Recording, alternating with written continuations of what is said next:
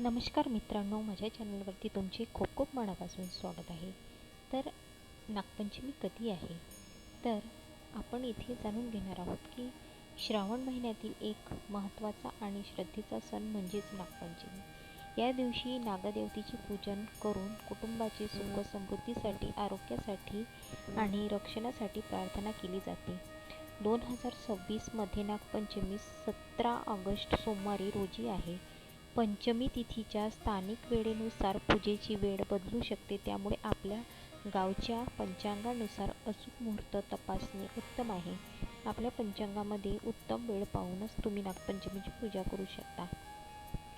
तर आजच्या या व्हिडिओमध्ये आपण जाणून घेणार आहोत की नागपंचमी घरच्या घरी पूजा कशी करावी.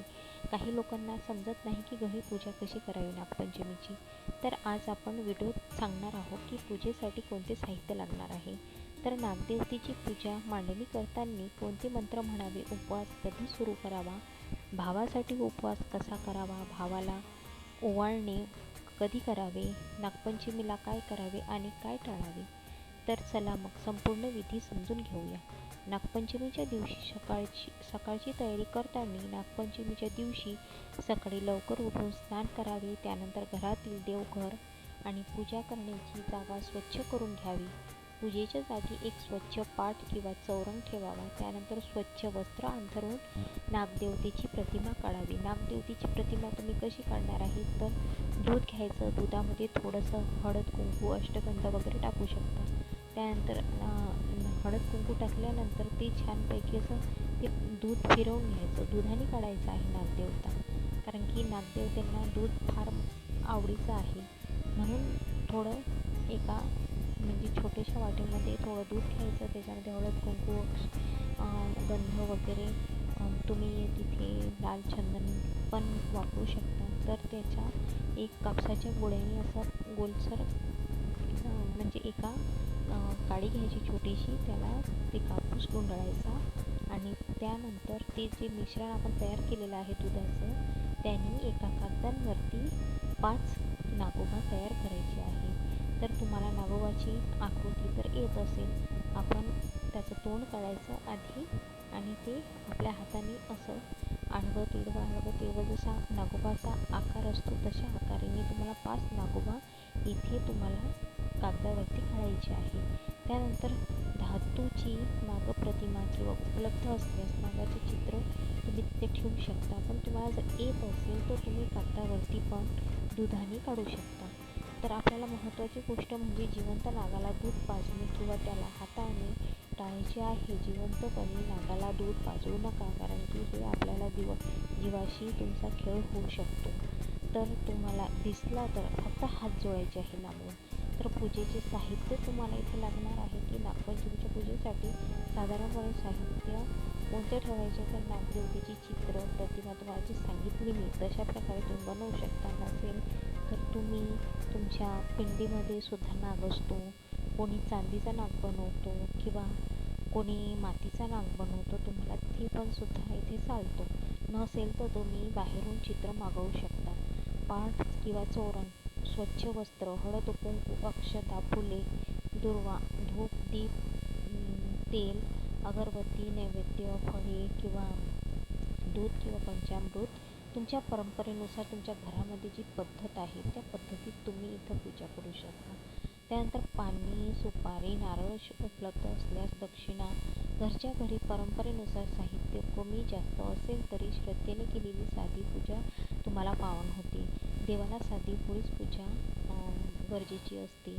जितकी तुम्ही साधी भोळी पूजा करसाल तितका देव तुम्हाला पावतो. तर आपल्याला संकल्प कसा करायचा, देवाला आराधना कशी करायची, तर पूजेच्या सुरुवातीला हातात थोडे पाणी, अक्षता घेऊन मनोभावे संकल्प करायचा आहे की आपल्या मनात असे म्हणावे की आपण श्रावण शुक्ल पंचमीच्या पवित्र दिवशी नागदेवतेची पूजन करून माझ्या कुटुंबाची सुख समृद्धीसाठी, आरोग्यासाठी आणि मंगलमय जीवनासाठी मी ही पूजा श्रद्धेने करीत आहे. नागदेवतेने आमच्या कुटुंबाचे रक्षण करावे व सर्व कृपादृष्टी ठेवावी. त्यानंतर हातातील पाणी खाली सोडावे, ताम्हणात सोडावे. त्यानंतर नागदेवतेचे पूजन करताना सर्वप्रथम दिवा लावावा. सर्वात आधी दिवा लावावा. त्यानंतर गणपतीचे स्मरण करावे. त्यानंतर ओम गम गणपतये या मंत्राचा जप करावा. हा मंत्राचा जप तुम्हाला श्रद्धाने करायचा आहे. श्रद्धा आणि त्यानंतर नागदेवतेला नमस्कार करून हळद कुंकू अक्षदा फुले अर्पण करायचे आहे. नागदेवतेसाठी प्रचलित मंत्र म्हणजे ओम नागदेवताय भ्यो नमः. ओम नागदेवताये भ्यो नमः हा मंत्र म्हणत फुले आणि अक्षदा तुम्हाला अर्पण करायचे आहे. त्यानंतर शक्य असल्यास नागदेवतेचे विविध नामाचे स्मरण करायचे आहे. त्यानंतर अनंताय नमः, वासुकये नमः, शेषाय नमः, पद्मनाथाय नमः, कंबलाय नमः, शंखपालाय नमः, धृतराष्ट्राय नमः, तक्षकाय नमः, कालियाय नमः. मंत्र म्हणताना घाई करू नका. मंत्र हा उच्चारण स्पष्ट आलं पाहिजे आणि भावना मनात ठेवून शांतपणे पूजा करावी. घाई गडबडीने पूजा पावन होत नाही. शांततेने पूजा केलेलीच देवाला पावतो. तर त्यानंतर धूप आणि दीप दाखवावा. नागदेवतेसमोर नैवेद्य दाखवावा. नैवेद्यामध्ये आपल्या घरच्या परंपरेनुसार जे आपण अन्न शिजलेलं असतं ते दाखवावं. दूध, फळे, गोड पदार्थ, इतर सात्विक पदार्थ ठेवू शकतो. त्या दिवशी तुम्हाला पोळी करायची नाही, कारण की पोळी म्हणजे पोळीचा उल्लेख असा असतो की पोळी केली की ते आपल्याला तव्यावर करावं लागतं. पोळी ही कढईमध्ये होत नाही आणि तावा हे म्हणजे नागदेवतेची पाठ मानलेलं आहे त्या दिवशी, म्हणून त्यांची पाठीवरती आपण शेकल्यासारखं होतं पोळ्या. पण त्या दिवशी पोळी नाही, पुऱ्या बनवायच्या आहे. नैवेद्य दाखवताना मनात प्रार्थना करावी. शिरापुरीचा नैवेद्य दाखवावा. हे नागदेवताय, आमच्या घरात आपली कृपा राहू दे. कुटुंबातील सर्वांना आरोग्य, सुख, शांती, समृद्धी लाभू दे. त्यानंतर आरती करावी. घरात प्रचलित असलेल्या नागदेवतेची आरती किंवा देवाची आरती श्रद्धेने म्हणू शकता. नागदेवतेची आरती येत असेल तर म्हणू शकता, नसेल येत असेल तर तुम्ही साधी भोळी कोणती पण आरती तिथे म्हणू शकता. कारण की साधी भोळीच पूजा, तुम्हाला आधीच सांगितलं, साधी भोळी पूजा देवांना पावन आहे. तर नागपंचमीचा उपवास कधी धरायचा आहे? तर नागपंचमीच्या दिवशी काही भक्त उपवास किंवा फलाहार करतात, पण उपवासाची पद्धत म्हणजे प्रत्येक कुटुंबाच्या आणि प्रदेशातील परंपरेनुसार वेगळी असू शकते. कारण ज्यांना उपवास करायचा आहे त्यांनी साधारणपणे नागपंचमीच्या दिवशी सकाळी स्नान करून संकल्प केल्यानंतर व्रत सुरू करावा.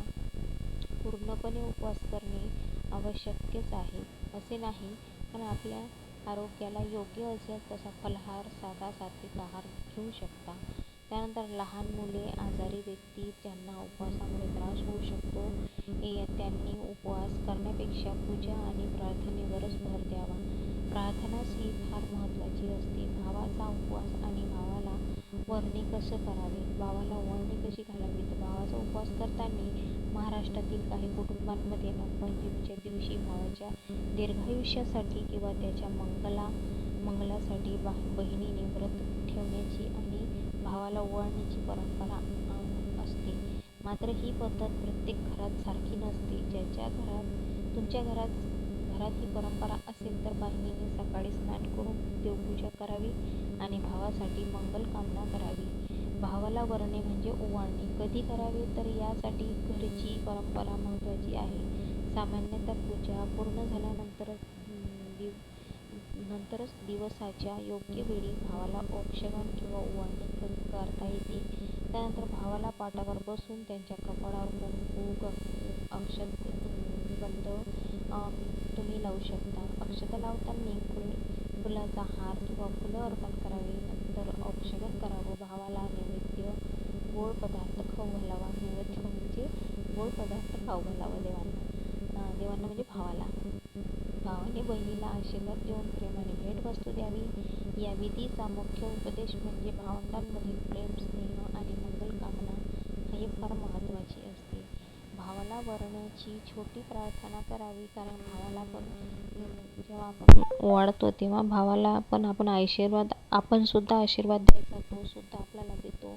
भावाला ओवाळताना मनात अशी प्रार्थना करायची की माझ्या भावाला उत्तम आरोग्य, दीर्घायुष्य, सुख, समृद्धी आणि यश लाभो.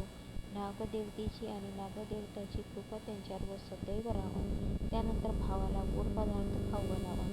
नागपंचमीच्या दिवशी कोणत्या गोष्टी टाळायच्या आहेत तर नागपंचमीच्या दिवशी श्रद्धा आणि अहिंसेचा महत्त्वाचा दिवस आहे. जिवंत नाग पकडणे, त्याला त्रास देणे किंवा त्यांच्यावर प्रयोग करणे हे टाळावे. प्रयोगासाठी नागाचे चित्र किंवा प्रतिमा वापरू नये. आपल्या घरच्या परंपरेनुसार त्या दिवशी आपल्याला पदार्थ टाळण्याची पद्धत असल्यास ते पाळू शकता. सर्वात महत्त्वाचं म्हणजे सण हा श्रद्धेने आणि शांततेने सुरक्षितपणे साजरा करावा. शेजारच्या व्यक्तींना पूजा पूर्ण झाल्यानंतर हात जोडून नागदेवतेला नमस्कार करावा. हे नागदेवता, आमच्या कुटुंबाचे रक्षण करा, आमच्या घरांमध्ये सुख, शांती आणि आरोग्य समृद्धीला नांदो, सर्वांच्या जीवनात संकटे दूर होऊ दे आणि सर्वांना मंगलमय जीवन लाभू दे. यानंतर प्रसाद वाटावा. आणि तर मंडळी, अशा प्रकारे आपण ह्या नागपंचमीची पूजा घरच्या घरी साध्या आणि सोप्या पद्धतीत करायची आहे. श्रद्धापूर्वक पद्धतीने करू शकता. तुमच्या घरची नागपंचमीची परंपरेनुसार वेगळी असेल तर तुम्ही परंपरेनुसारच तुमची पूजा मांडणी करू शकता. नसेल तर मी जे पद्धत सांगितलेली आहे अशा पद्धतीत तुम्ही पूजा करू शकता. पंचांगातील तिथी मुहूर्त यांनाही प्राधान्य द्या, कारण की मुहूर्तांवरच पूजा झालेली ही फार गरजेची असते. हा व्हिडिओ आवडला असेल तर शेअर आणि सबस्क्राईब नक्की करा आणि श्री स्वामी समर्थ लिहायला विसरू नका. नागदेवतेची चरणी प्रार्थना. सर्वांच्या घरात सुख, शांती, आरोग्य, समृद्धी नांदो. नागदेवतेला नमस्कार करू. शुभ नागपंचमी. तर सर्वांना सोमवारची नागपंचमी आहे आणि पहिला श्रावण सोमवार आहे. तर सर्वांना नागपंचमीच्या आणि श्रावण सोमवारच्या सर्वांना हार्दिक शुभेच्छा. तर व्हिडिओ आवडला असेल तर लाईक, शेअर, सबस्क्राईब नक्की करा आणि कमेंट बॉक्समध्ये श्री स्वामी समर्थ लिहायला विसरू नका. श्री स्वामी समर्थ. जय जय स्वामी समर्थ.